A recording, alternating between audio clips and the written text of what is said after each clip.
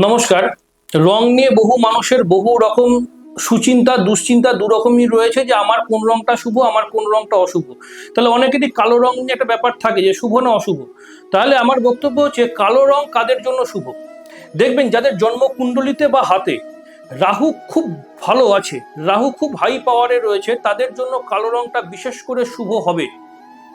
যাদের রাহু মেষে রয়েছে, বৃষতে রয়েছে, মিথুনে রয়েছে, মেষ রাশির ঘরে অথবা বৃষ রাশির ঘরে অথবা মিথুন রাশির ঘরে রাহু রয়েছে, তাদের ক্ষেত্রে কালো রং বিশেষভাবে শুভ হবে।